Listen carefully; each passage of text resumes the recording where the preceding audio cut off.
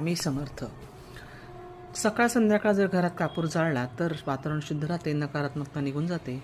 ज्या ठिकाणी घरामध्ये वास्तुदोष असेल तिथे एका भांड्यामध्ये कापूर ठेवून काही दिवसांनी तो संपला की परत बदलायचा, म्हणजे वास्तुदोष दूर होतो. त्याचप्रमाणे ज्यांना पितृदोष किंवा कालसर्पदोष आहे, त्यांची प्रगती होत नसेल, राहू केतूमुळे त्यांच्या ग्रहामध्ये कालसर्पदोष असतो, त्या लोकांनी त्याच्यापासून दूर होण्यासाठी सकाळ संध्याकाळ आणि रात्री 3 वेळा कापूर घरामध्ये जाळावा.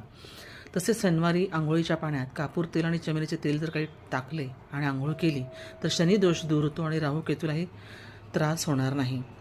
त्याचप्रमाणे वैवाहिक जीवनात जर पती पत्नीमध्ये सामंजस्य चांगले नसेल तर बेडरूममध्ये कापूर ठेवा आणि काही दिवसांनी तो संपल्यावर बदलत राहा. असे केल्यामुळे पती पत्नीचे नातेसुद्धा खूप चांगले राहते.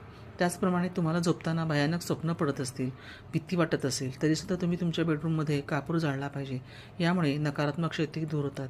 कापुराचे असे अनंत उपयोग आहेत. नक्की करून बघा आणि मला नक्की कमेंटमध्ये कळवा.